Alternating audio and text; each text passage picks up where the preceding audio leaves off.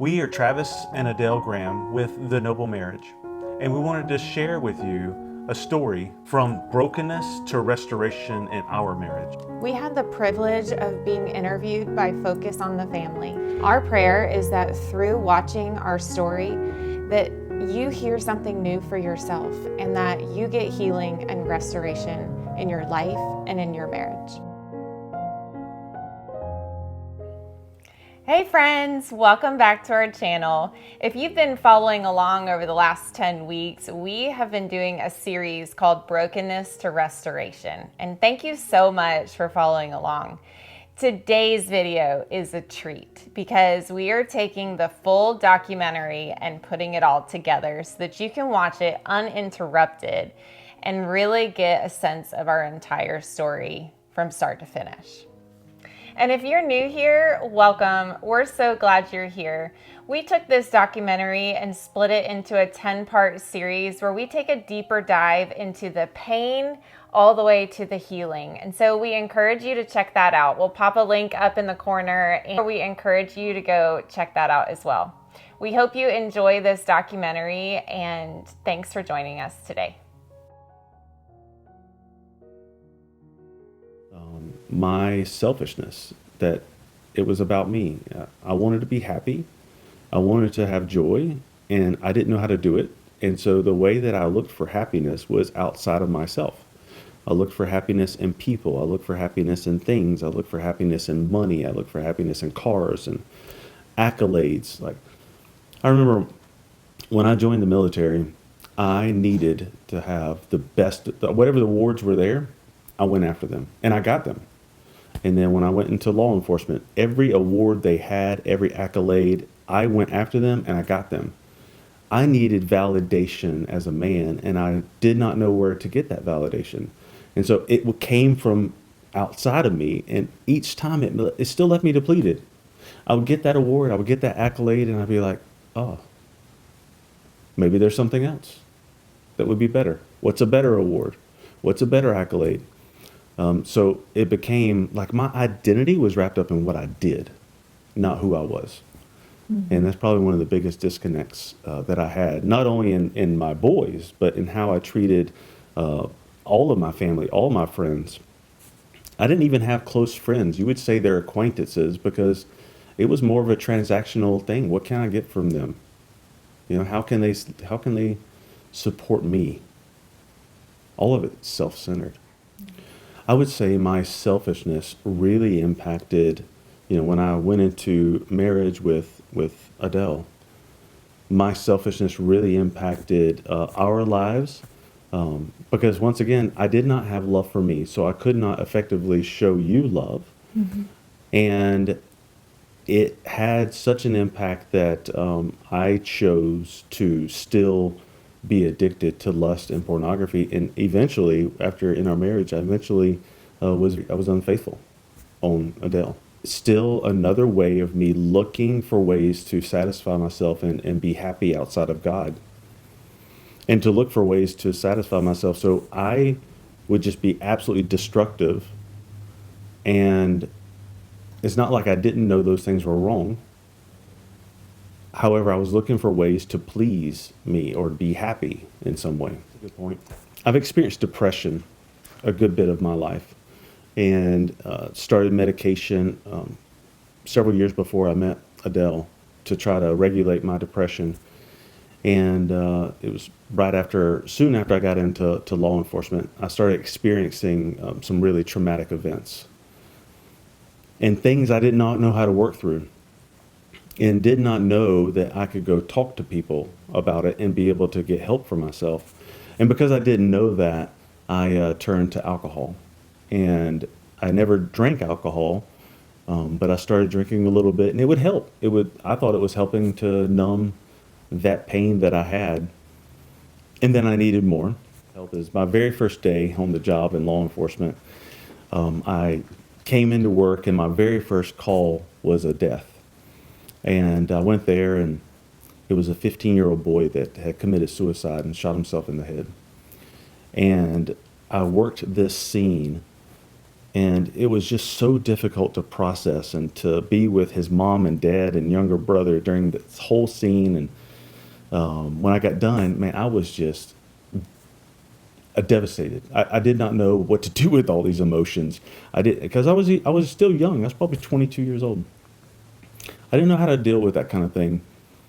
And so what I learned is my supervisors were making jokes about it, making light of it. And I was like, oh, this is what you do, is you make jokes about it. You don't really talk about it. You just kind of sweep it under the rug and make jokes about it. And it eases it up. And so that's what I did. And I just experienced thing after thing after thing. And I was like, man, I still don't know what to do with all this stuff. It's like building up in me. And so I drank. And I ended up becoming a functional alcoholic, where I would drink 10 to 12 liquor drinks a night and still be able to function and be able to go to work. But I needed that to be able to sleep, because the nightmares that I had was just horrible. And I didn't want to have them anymore. And I didn't know how to escape it. And I didn't know who to turn to. So it led me into more depression. And then eventually, a year after we got married, I experienced a really traumatic death in the line of duty that had such a huge impact on me, because I was blamed for killing a man. And I was civilly sued for killing a man for 7 years in a row. And they would serve me the papers on his death date every year. And that had a big toll on me. It ended up being a racial thing, to where it said it was racially motivated. And so a very prominent figure in our nation came and announced on national TV that I killed him. And so they were protesting me and holding signs and burning flags, and they ended up coming by our house and they shot at our house that we lived in, because we lived only half a mile from where this guy lived. And so I had to hide my family, and it just had a huge impact on me, where I ended up getting severe PTSD and anxiety and panic attacks all the time. And that had an impact on our marriage and on our family as well. We didn't have a good foundation to know, like, what is healthy in life and in marriage. And so, like, hearing all of those things now, like, I know that those things are not healthy for our lifestyle. But then we were kind of in survival so much that we were taking it day by day. And there were so many things going on that we, like, normalized in our life. And so it was so, like, traumatic all the time, it seemed like. And yeah, always seemed like it was drama. yes, there were many, many, many topics that were off limits. Like, we couldn't have conversation. I would ask you about, like, the traumatic events that you were experiencing, and you couldn't verbalize like what was going on for you inside. And so we really started to drift a good bit right after we got married, because I wanted to be there for you and didn't know how. Yeah. And then the way I was raised, like, and I would say both of us know that our families did the best they could growing up with what they had.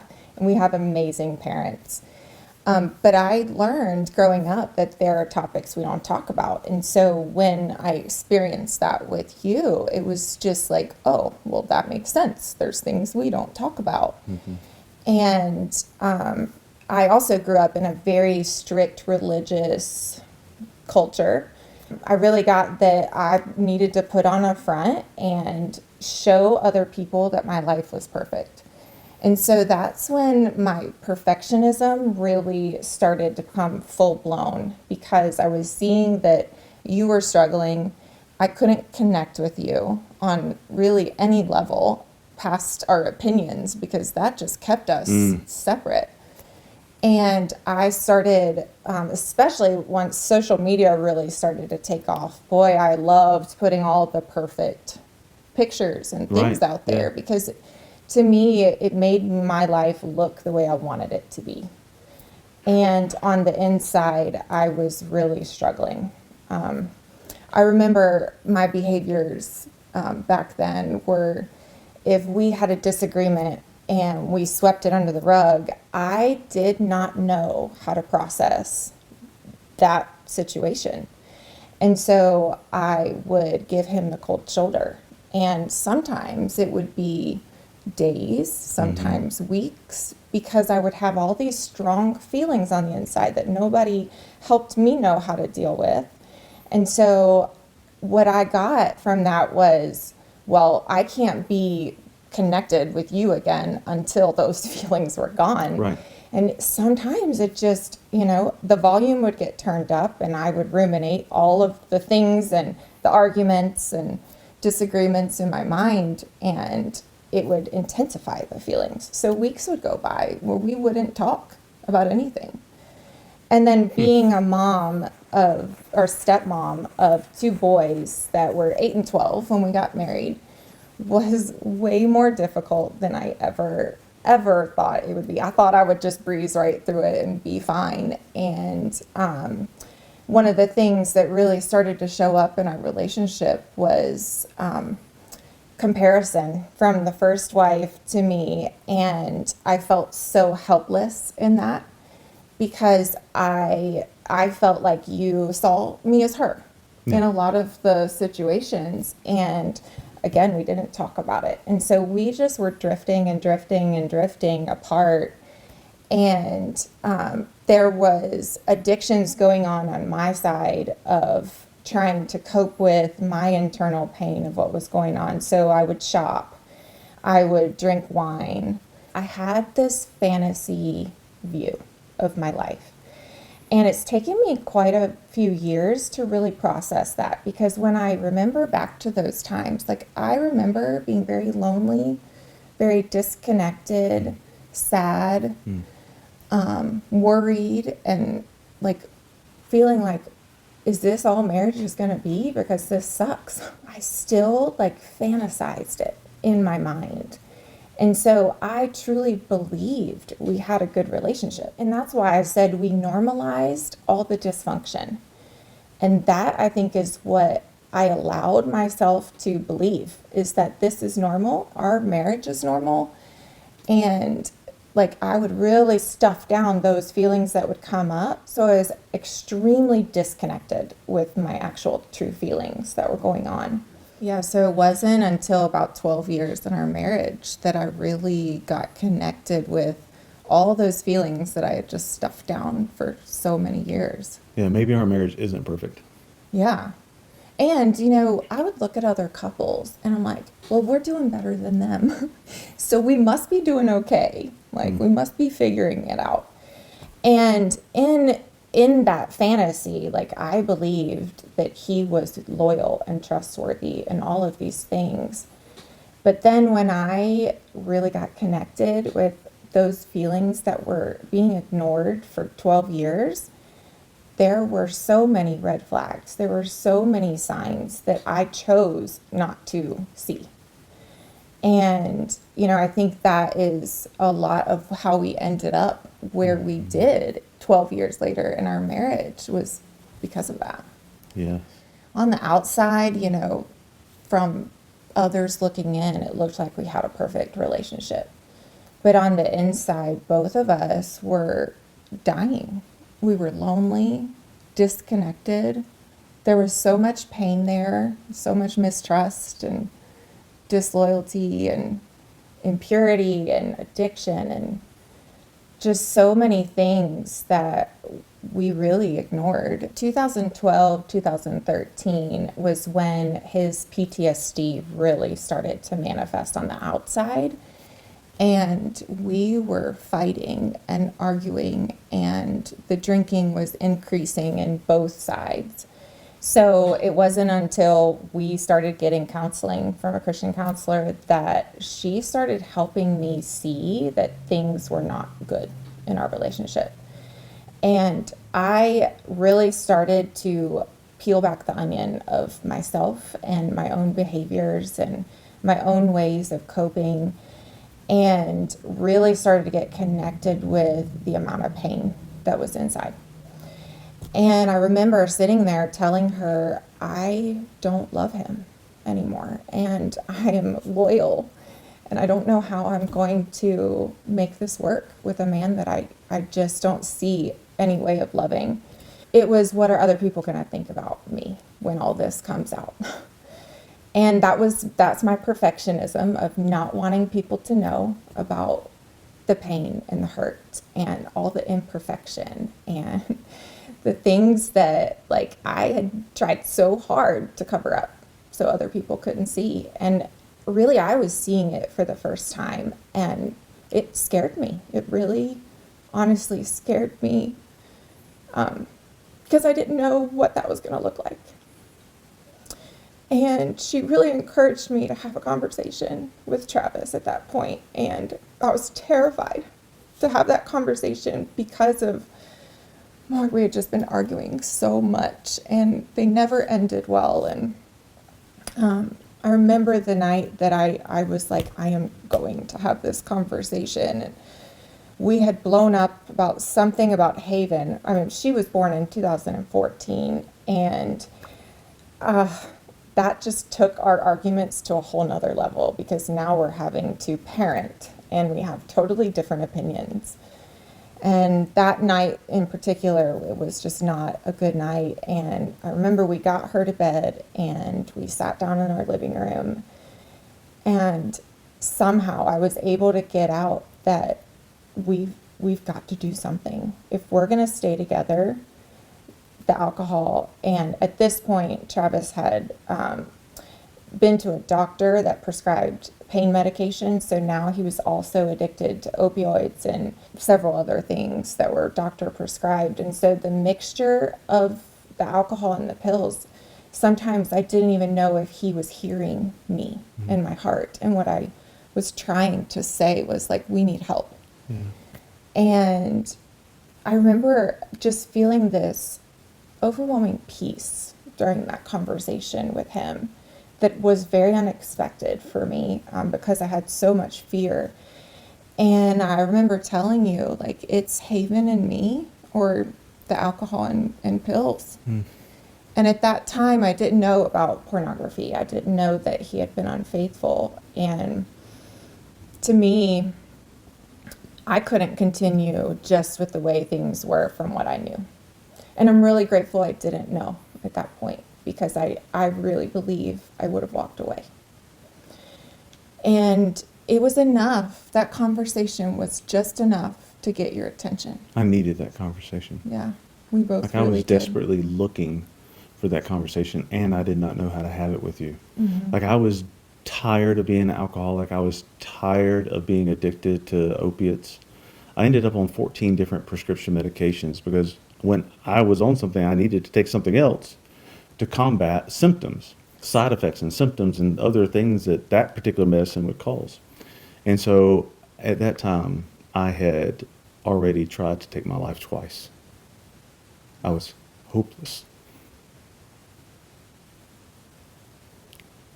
And man, I needed that ultimatum. I needed to get off of that stuff. I was really wanting a new life, because I had already given up on mine. At the rate I was going, I knew I'd be dead within a few years.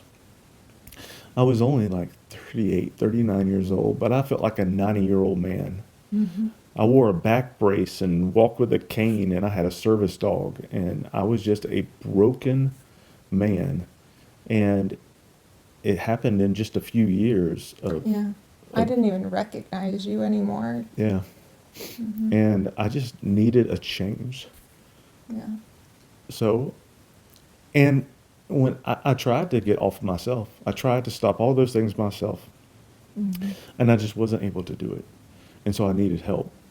And it was your conversation with me that was like, okay, I can do this. Yeah. I can go get help. And so with her help, I chose to go into rehab. That was about 5.5 years ago, so that I could get off of all those things and just try to figure out what my life was like after that. It was when he went into rehab that I experienced so much anger. that, and a lot of blaming of him, like, how could you do this to our family? And I'm having to be a single mom for 2 months, which really, looking back, isn't a lot of time. But at that time, it felt endless to me to be a single mom with Haven was 2 and running a full-time business. It was more than I could bear, is really how I saw it. And I felt like such a victim. So during that time while he was in rehab, I was actually able to focus on myself for the first time in 10 years that we had been married. And that was the first time I really turned to God and was like, I need your help because I don't know how I'm going to get through this. And he really sustained me every single day during those 2 months to get through it. And I started to have hope because I saw that he was getting healing. I mean, when I went and visited him for the first time at rehab, we couldn't see each other for, it was probably like 9 days. Yeah. And that was excruciating. And I think it was excruciating for me because we were so codependent and I didn't know that. But I felt like I could not do life without him right there beside me. But when I went and saw him at rehab 9 days later, he looked like a brand new man. He had life in his skin, in his eyes. And I saw this glimpse of the man I married for the first time in probably 4 years. And I just held on to that hope because I knew that if we could get through this, from just the 9 days, seeing the improvement, life could be different for us. And so I was getting regulated on medicine during that time also. And really, that was helping me so much in my mindset. I was starting to become very clear about emotions that I had stuffed down. And really what I was out to do in life was to start to show up different myself. And so when you came out of rehab, after 2 months, like you just had this life about you that had a spark in it. I could tell that there was happiness there. And I did not know that he had tried to take his life 2 times.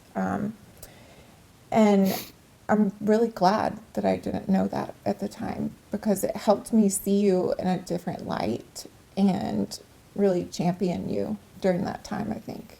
Somewhere around 10 years into our marriage and around the time that I was just looking for something different and right before rehab, we talked about we need some help. And so we were looking for different marriage resources. And we found one at Winshape to be able to go to called Serving Marriages. And we went there in 2016, and I think that's when we both discovered that our marriage is not good. And so that was also a catalyst for us I was determined to be a different man. I knew that what I was doing was not effective, and I wanted to be a better husband. And so we started going to these marriage conferences, which were pivotal in our life. And then in 2018, our business was going good. She was doing great in hair business and as a hairstylist. And I just knew I wanted something different for my life. And I ended up finding Jesus on a men's hike that our church does.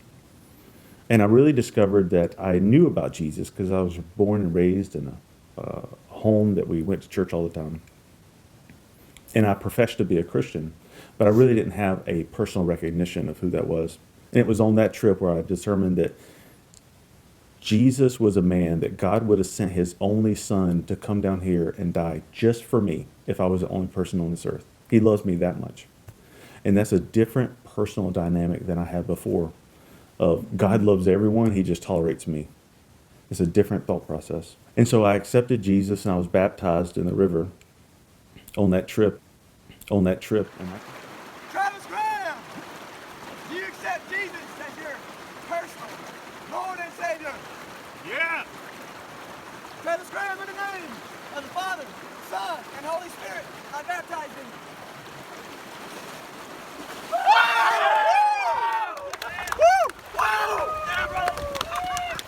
trip, and I came home a completely different man.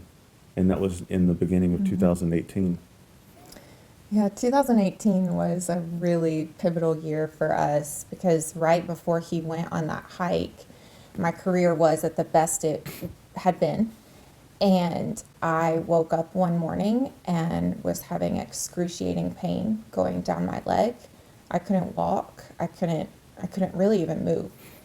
And come to find out, I had ruptured a disc that had pinched my nerve.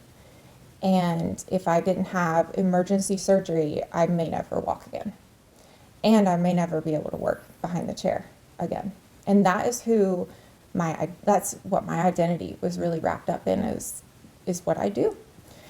And so the men's hike that he's referring to was the same week of my major spine surgery. And I was so resentful about him going on this hike because it left me to really fend for myself. And I told you to go, but there was a lot of resentment there. Like, I didn't want you to leave. Mm-hmm. And so him coming home, and I mean, I saw it from the moment he walked in the door. He walked different. You had a brightness in your eyes that I had never seen before, a smile that I had never seen before.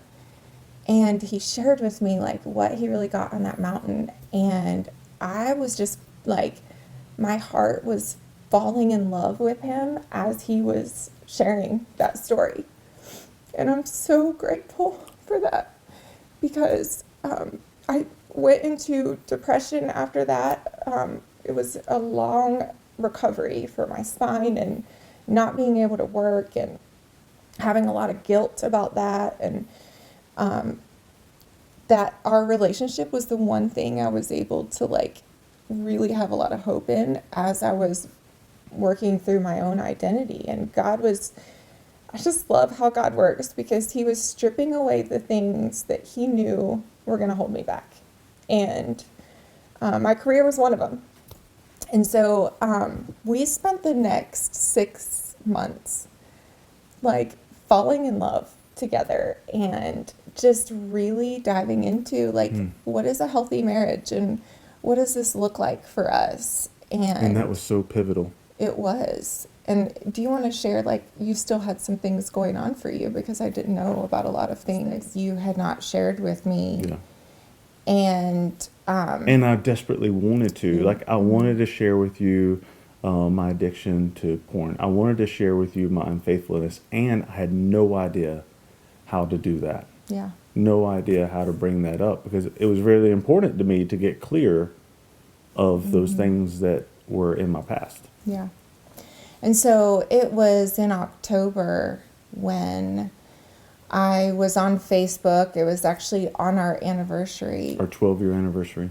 And I wrote this post about you and how loyal you are. And a comment showed up that scared me. And I remember looking up at you and just saying, "What is this?" And it was a comment from another woman stating you're not as loyal as I think you are. Yeah. And I remember asking you, "Have you been unfaithful?" And I couldn't even like hear your answer.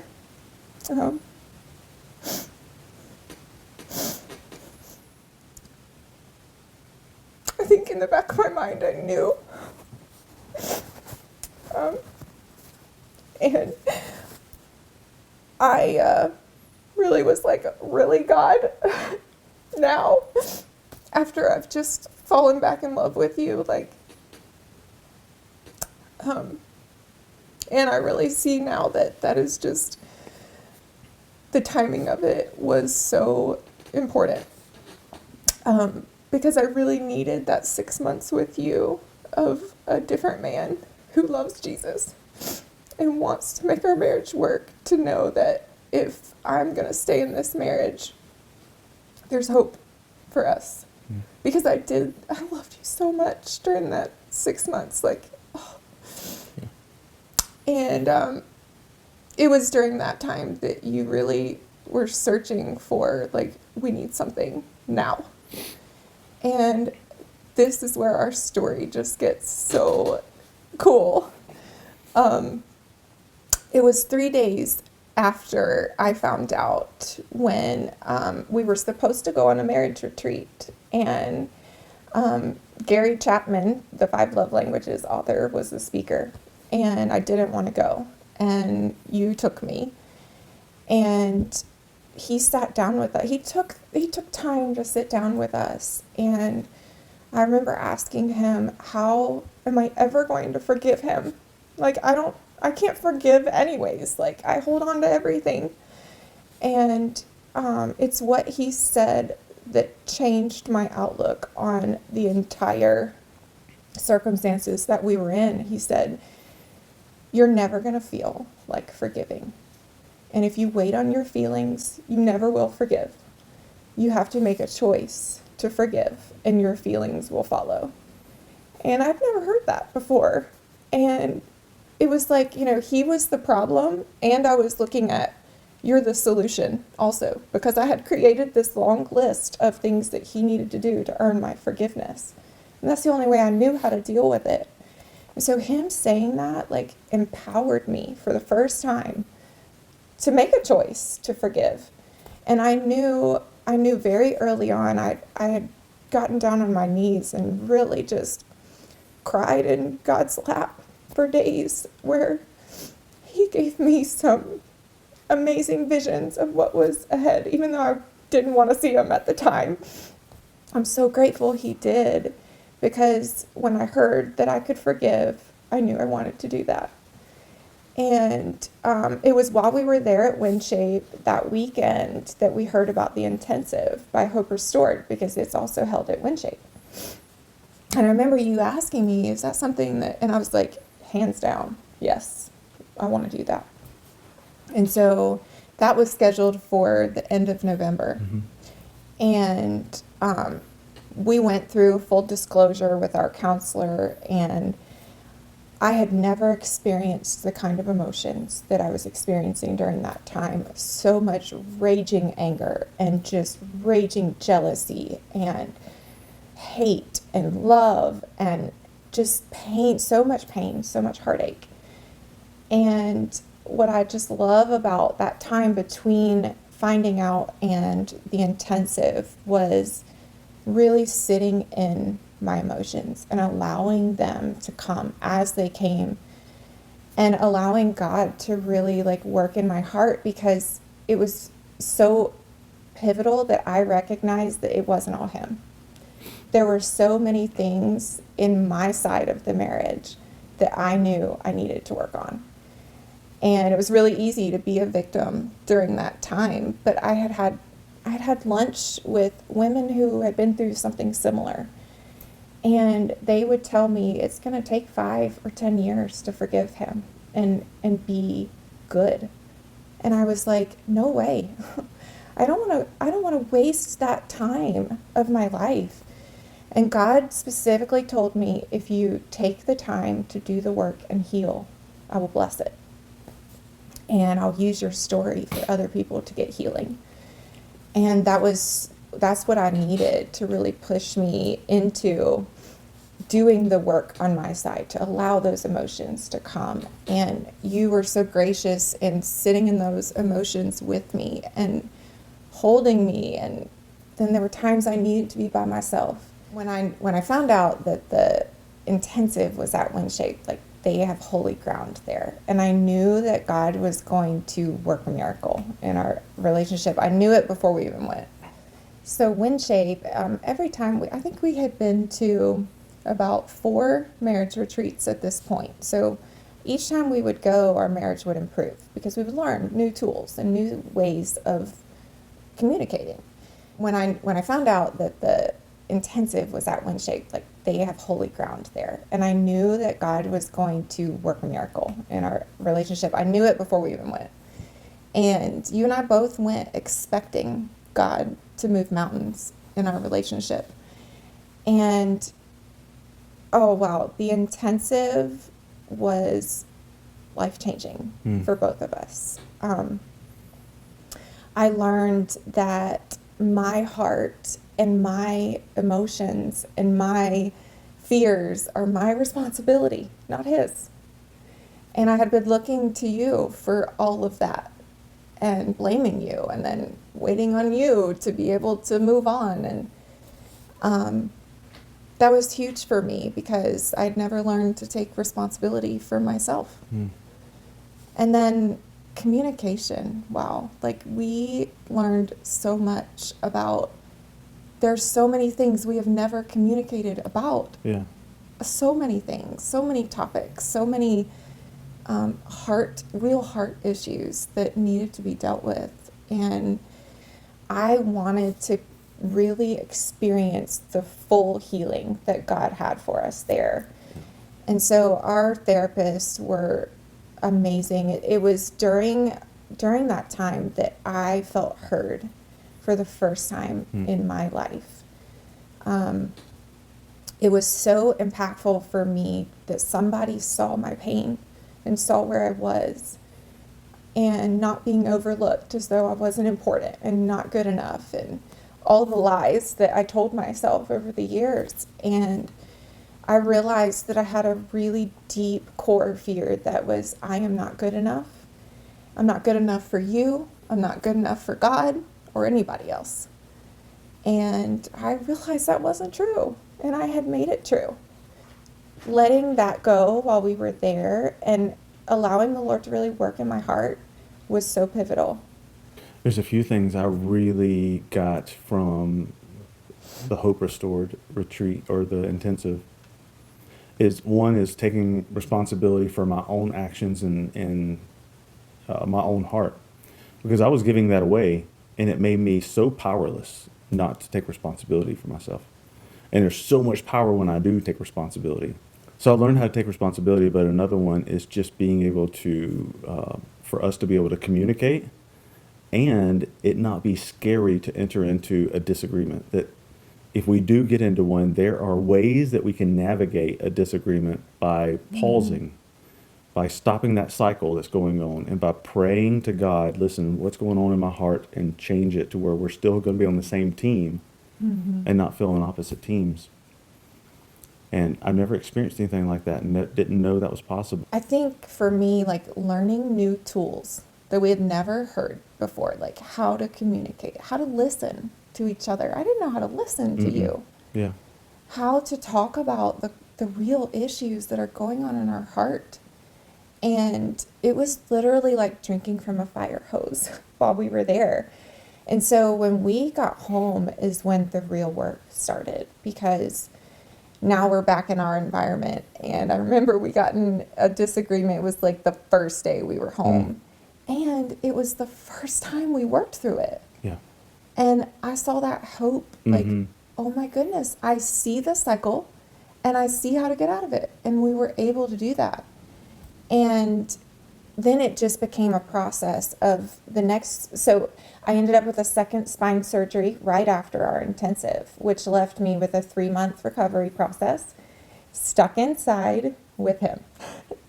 And at the time, I was not happy about that because I thought I wanted alone time, but God knew we really needed that time as a couple to reconnect and rebuild the foundation of our marriage, beginning with God being my priority. God is our source, not each other. And we really started diving into, how do we make this a lifestyle? So all the tools that we learned during that intensive, we spent the next 3 months actually getting to know each other for the first time. Like, Yeah. I had no idea how little I knew you. Right. And like, I love now that I can say I know you inside and out. And I believe it really started in that 3 months where we talked about everything. And the healing really started to happen in conversation. And Yes. you know, allowing those emotions to come when they came. And we spent a lot of tears together, just holding each other and praying. That's a good point, that healing is in the conversation. It's in sharing, Yes. getting the things out that are there in a safe place where the other person's not judging and just listening and affirming that healing took place in both of our lives. Remember those wallet cards that they gave us?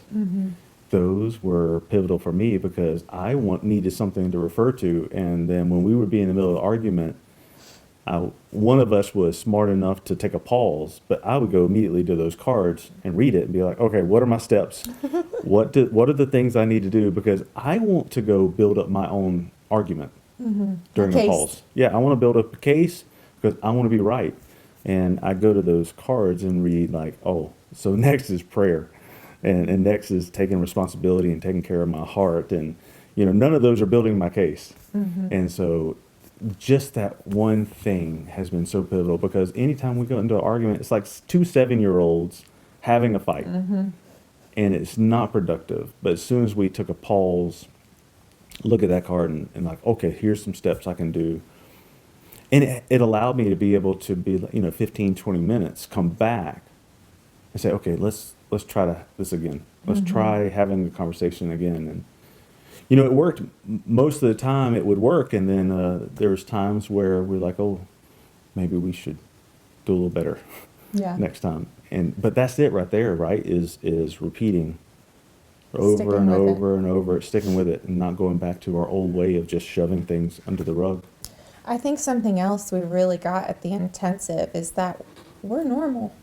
The things that we argued about, the cycle we would get in, the fears that we have in our heart, everybody else has them too. And for the first time, I felt like, oh my gosh, we're not the oddballs because we were around other couples who were sharing their stories and how even though it was a different story, they were the same roots.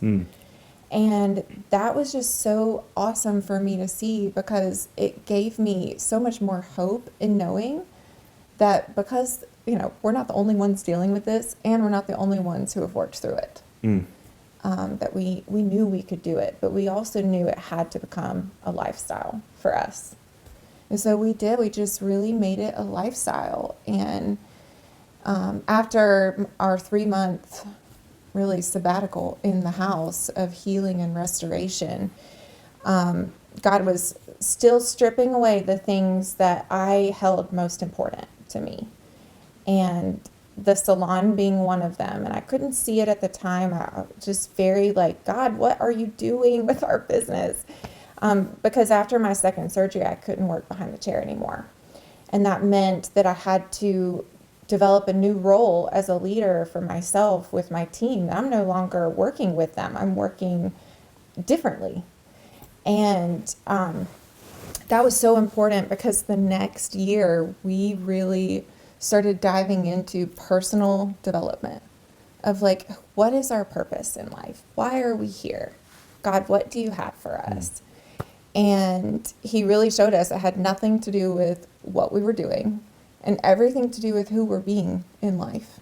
I learned that I needed to be a whole and complete person first in our relationship because I was showing up expecting you to complete me. Yes. And I was doing you the same. Disappointed me every time. And I learned that I need to love myself. Earlier I said that I didn't love myself. I learned the importance that if I am to follow what Jesus said, that is the love God with everything I have and love my neighbor as myself. I learned that if I don't love myself, how can I love my neighbor and how can I love God effectively? And you're my neighbor in that scenario. And so when I learned how to take care of myself as a whole and complete person through Christ, and then once I have that ability, now I can enter into our relationship and have a great, successful marriage, as opposed to expecting you to complete me in some way. The second thing that was really impactful for me is I learned that I have a huge fear of failure. And that fear of failure is so crippling to me. And I fear that people judge me. And those two things are probably the biggest things I have that will stop me from being effective. It's like when you talk to me or you're asking me a question, you're curious and asking me a question, but I hear judgment. And so my response back to you would always shut you down because I would hear you speaking or asking some type of question. Questioning me, not asking me a question, questioning me. Yeah. And that would always shut me down. So learning those two things were really pivotal. I am my own person, the whole complete person. And I learned that those fears are not from you. They are from my past. And I just learned how to put horns on those, that is from the enemy. That is not from God. And there were things that I have, and we all have things from our past that creates different fears in our lives. And those fears keep us ineffective if we don't really look at them as they're not true. We got sent home with a workbook of things to really, like a chapter a day, or was It's it a a chapter a 15 week? week course that Focus on the Family creates for after an intensive. And wow, that was amazing. It really was, because it took each and every tool and expanded it to really understand it in real life circumstances, which is, we needed that, because it was like drinking from a fire hose and letting all that soak in. And so I remember when we had that first disagreement, and it was over something minor. I literally Most of them asked are. him, how long do you think you need to do something? And he heard me judging that he was doing something. And we entered into our cycle. It's the fear cycle. And we saw it. I was like, it's happening. It's happening right now. Because it was the first time that we were actually able to see what they taught in real life. And I remembered like feeling panicky. I felt like a little bit of fear of, are we going to actually be able to work through this? Because we never have been able to before. And seeing you show up different and then me showing up different allowed for this new space to actually allow us to work through it. Well, we Yes. weren't in that space before. We didn't know how to allow those things to work and talk through things and communicate Yes. about those things. It was just a lack of communication. And so we actually had communication about that one little thing. We recognized it, and it was over. And I was like, things like that would have, it would ruin the rest of the day It would have. before. And it gave like everything that we learned life. What I saw is there's a completely new way of living. And I don't know if you feel this way, but every time we have an opportunity to work through a disagreement, I feel closer to you. Yeah. I feel more connected to you. I feel deeper, richer love for you. Every time that we have an opportunity to work through some type of disagreement, it enriches who we are in our relationship. Whereas in the past, it would be, let's shove it under the rug, and then we'll always go back and have a different type of argument, and that kind of stuff just kind of surfaces up. Right. I learned how important safety is. Yeah, it was huge. And I really recognized that our relationship was missing that safety. And Wasn't it? that's why I didn't want to open up to you. And I didn't realize it had so much to do with closing my heart off out of safety and protection for myself, not to get hurt. And learning to reopen our hearts towards each other. I mean, if you can imagine two hearts closed, like that's how we were, and we couldn't penetrate Right. through it. Yeah, I had my walls up. I You had had my your walls walls. up. And then we were trying to like talk around the walls maybe. Right. And through what we learned, just stripping away those walls like a little bit at a time allowed for a new space of safety and openness, which really like led us into what true intimacy is. Yeah. And when we I just remember like discovering what intimacy is for the first time, having been married to you now 13 years at the time, and realizing we never experienced intimacy before that. Right. And it was something I wanted more and more. I wanted to get to know you better and get on those even deeper levels, because we were just starting to access the deep, rich levels of communication where we truly know each other's heart behind the actions and behind the things we say, and just really listening to the heart for the On first such a deep time. level. Yeah. I did not know what was going to happen in our marriage. I felt hopeless in that time, and I absolutely had hope that I knew afterwards, after we went to the intensive, I knew that there was hope for our marriage and that we were going to make it out of this. But I was determined to do everything I could to have an open heart and to have a relationship with you that would be pleasing to God and pleasing to you, and that we would enjoy it. I just didn't know how to access it yet. Yeah. And so it was practicing that got us there. I remember having a conversation with you about Buddy and Nancy. And Buddy and Nancy were our host couple while we were at the intensive. And I've heard that a lot of times the host couples, they don't really know the impact that they have on the couples who are there for healing. But they had such a huge impact on us because we saw the life that they were giving us through prayer, through conversation, through just loving us where we were when we arrived, that you and I said, we want to do that someday. Like the way that they are making us feel while we are here is so safe. It's so like a space that we can share anything and be loved. And we had never experienced that. No. That we were like, we want to do that for other couples someday. I know we're not there. And I know it's going to take us a while to get there, but we really saw something in them that ignited this passion that we wanted to do that. Yes. And so that really, I think, was pivotal for us because over the next 2 years, we really used all the tools that we learned and started to create a lifestyle out of it, to the point where we know these things without even thinking about it. Yeah. And we know how to work through any disagreement, any argument that we have, and love each other more on the other side. That's such a good point. I have been to conferences and classes and maybe some educational things where I will go to it and I'll get whatever it is there to get, but I really won't consider it too much afterwards, or I won't practice whatever it is. And there's an opportunity that we had to be able to go to the Hope Restored Intensive and then get what there is to get there and then come home and live our lifestyle back the way it was before. Absolutely. There's an opportunity for that. And I don't know if couples do that or not.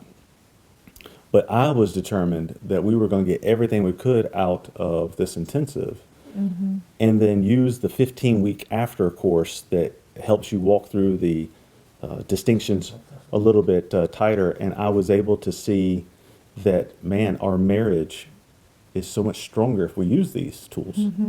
And so I agree with you. I was like, not only are we going to use these tools, but I'm going to do everything I can to learn everything about them because they're effective in every part of my life, not just our marriage, but they're effective in the way I speak to our daughter. They're effective in the way that I work with people in the Everywhere community. in life. They're so effective for so many things, and just being able to have good communication was so great. And the way that I viewed God really altered while I was there, because my view of God was he's a judgmental God, because that's how I was brought up.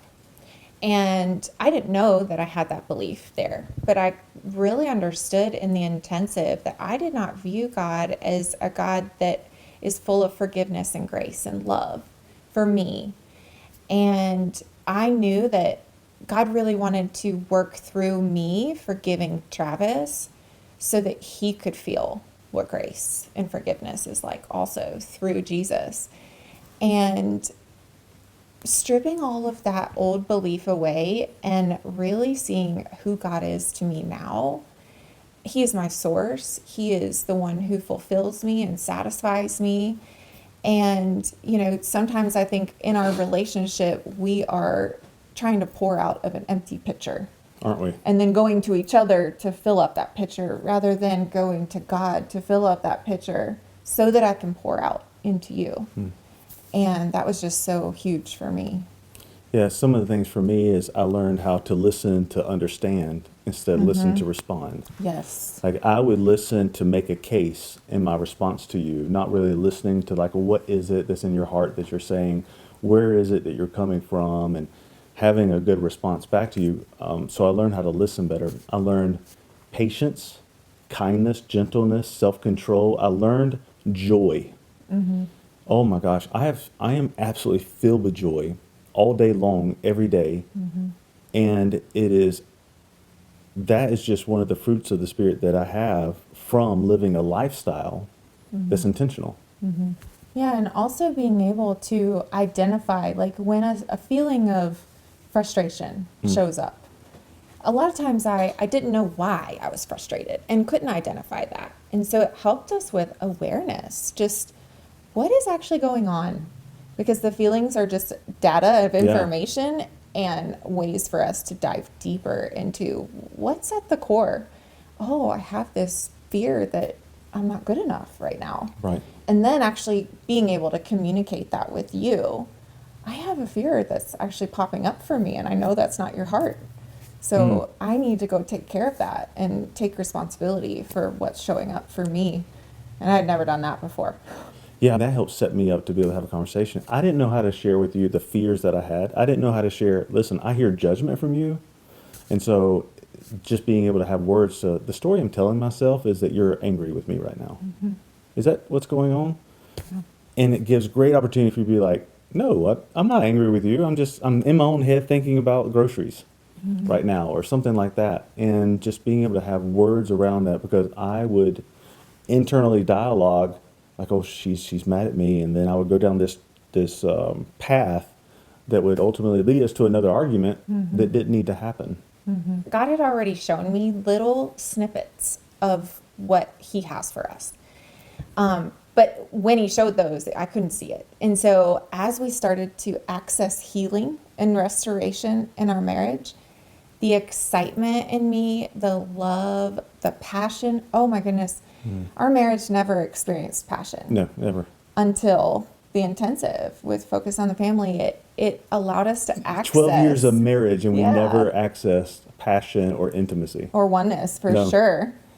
And recognizing that it's multiple facets, like it's spiritual connection, emotional connection, and physical connection, and that creates that intimacy and oneness. And so just so much like life in me, joy and happiness and like bliss, gratitude, so much gratitude for what, like I knew where we were. And I was just so grateful for where we were going with our relationship. Yeah, we took a lot of time to like be grateful for where we are and what we're going through instead of comparing ourselves to what other couples are doing or going Yes. through in their marriage. You know, when years ago, whenever you would want to talk to me, I always felt like I had something stopping me from speaking. Like Like I a would lump want in to your speak, throat. I would want to tell you my feelings, I would want to tell you like things that were going on for me, and I just could not share it. And then I remember after the Focus on the Family Intensive, I was able to like really share with you, like, these are my feelings, these are what's going on for me, these are my fears, and just being able to open up and share with you those And be things. fully known. Yeah, yeah, because I was so worried, like, I don't want to speak to other people. I didn't want to go out and tell other people what was going on because I was always worried, what do people think about me? And I was worried, what do you think about me? And it was just that whole thing was keeping me ineffective and keeping me small as a person. Because I told you earlier, I had this broken shack on the inside of me, this just hollow nastiness. But on the outside, it looked very pretty. I had a very pretty picture, a facade.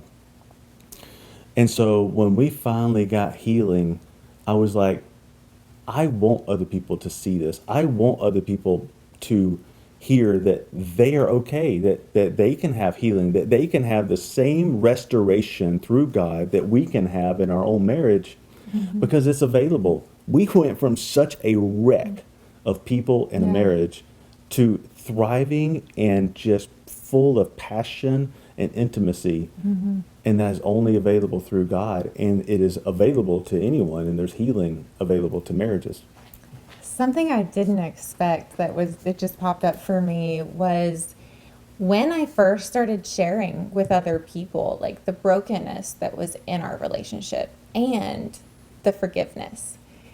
I got a lot of judgment from other people, and it really shocked me because people felt like we were moving on too fast. We were essentially putting things under the rug and not dealing with it, which was actually the complete opposite. I mean, we were opening up from the core and showing all the ugly to each other and really just finding love for each other in being fully known. And that was something that, like, for a while really kind of held me back from sharing with other people, because I didn't want to hear you're doing that wrong, or you shouldn't be moving on. You shouldn't forgive him so fast. He needs to learn from his mistakes, like all those things that the world tells you. And I think that really held us back from sharing for a while. But then when we really got that what we are experiencing together is so rich and connecting and full of life. Like when your marriage is thriving, when my marriage is thriving, every area of my life begins to improve. Doesn't it?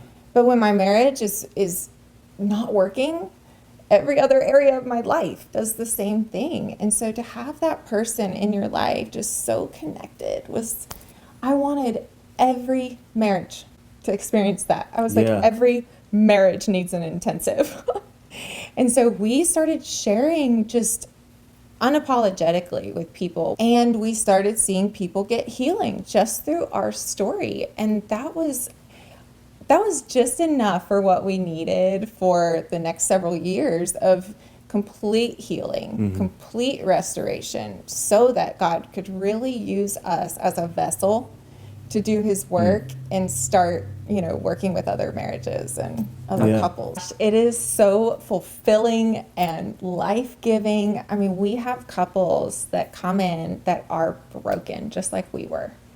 And I tell him all the time, I want to tell them all of it right now. Like, I just want to send them home with everything. And I know that that's not effective. Like, they have to go through the healing process and allow the Lord to start showing them in their own life areas of responsibility. But on the other side, they have a brand new marriage. So in March of 2021, we went back to Winshape for a weekend retreat. And it was Greg and Erin Smalley with Focus on the Family again. And we reconnected with them and just shared our story about the healing that's happened. And their teaching that weekend really moved in our hearts individually. And so on the way home, I was like, I said to you, I just feel God calling us to the ministry. Yeah. And he said, me too. And we were like bursting with excitement. And so literally on the way home, God had given us so much that weekend that we really created what's called the Noble Project. It has a lot of different things in it, but the Noble Marriage is one of those. And at the same time, we were like, we don't know how that's going to happen because we have a full-time business and all of that. Over the next several months, we saw God really close down our business like a little bit at a time. And so in August of 2021, we actually closed the doors to our salon, which I thought was a life dream. And we actually began the Noble Marriage in October 1st of last year. And it's called the Noble Marriage Ministry. And this ministry is solely focused on helping other couples who are in crisis get healing and restoration in their marriage. And we know God has shown us that he is knitting together all the details of this ministry. We know that lives are going to be changed and marriages are going to be restored. And it's just so exciting to see God work through our pain and all that we've been through to help other marriages really get the healing that they deserve to have. My main desire for other couples is that they get to experience God and true intimacy and oneness together as God designed it, because I think the enemy has such a plan to destroy marriages. Yeah. And if couples have access to that kind of intimacy and passion and richness in a marriage, they can withstand anything that comes towards them. And I know God is going to move mountains in so many marriages. And we've seen it, not only in our marriage, we've seen it so much in ours, just practicing this so much, but in all these other couples' marriages that we're coaching, it's seen their marriages transform. One of the things that I know is different with this ministry is the salon was a lot of work, things that we had to do to accomplish things. And what we're seeing in this ministry, which is just, it's all God, is when we show up fully surrendered to just do what he's asked us or called us to do, like all the details are done. There's nothing, there's no work involved. He takes care of it. It's just like so exciting to see lives being changed, and it's all him just working through our story and what we've been through and what we've learned over this journey of healing together. Yeah. So we know now, after so much healing and restoration in our marriage, that when marriages are changed and healed, children are absolutely impacted by that marriage. And families' lives are changed forever when the marriage is changed. And so I know it is such an important thing. And with the intensive, that is such a unique ministry for couples to really start working on that foundation. Like, how do they rebuild their family? How do they rebuild their marriage? And at the intensive, we learned how to rebuild that foundation and how pivotal that was, because without a foundation, you can't last. That's so true. I was thinking about raising our daughter, and I know that the way that it was in the past, we were teaching her how to have an ineffective marriage in her future. We were teaching her how to, live her life being selfish. And what we have learned through Focus on the Family and Intensive is when we are whole and complete and we're coming to our marriage and being intentional in our marriage and having great communication and intimacy, now we're teaching her a different way to enter into a marriage, or a different way to live her life by taking responsibility and having great communication about things. That foundation that we lay down, that God is number one, God is our priority, and then it's like a solid rock that you can stand on. Right. Because before that, it was more like I had a slippery ground underneath without a good foundation. Right. But once we got that solid foundation, I am able to stand on that, that this is how we're going to move forward. Yeah. I really was concerned with like material things, objects, money, status, accolades, all that things was really important to me. And what really came clear to me, especially in the last 3.5 years, is that the only thing that's important to me is God is my priority and you're second. And everything else just kind of works itself out after that. And those things that I thought brought me happiness don't bring anything to me. I can only get my happiness from within, and that is through God. Yeah, and for me, it's like people are important. Yeah. All those things, without the important people like you being so important to me, and Haven being so important, that's what matters most. And I did not see that before. I didn't either. Yeah, it's very I didn't either. evident And now. we didn't have friends. Like we had individual people that were acquaintances and what we would call friends, but it wasn't until we started being whole and complete people, having a good foundation, that you and I started getting friends, not only as individual, but we have couple friends that are just great, authentic, amazing friends. Yeah. And we learned how to be real with people. I didn't know how to be real before that, or how to be authentic and transparent. And people really relate to that. And, it's so important refreshing. in life to be who God intended me to be and to live into that purpose. You didn't have a relationship with your boys. Our relationship with Haven was struggling. And just from the tools that we learned, you've been able to reconnect with your boys and really have a good relationship with them again. I was scared to reach out to them because I knew that the way I raised them was not productive. And I had this fear of reaching out to them and being authentic with them and apologizing. But just being able to renew our family by me, I reached out to them, I was authentic with them, I apologized to them, and now I have a whole new relationship with my boys. And grandkids. That's what I was going to say. And now I have 2 grandchildren. And I don't know that had we not done this, that I would have that relationship for them. And so by renewing our family, it has changed our legacy. It has changed a ripple effect, kind of like throwing a rock in a pond.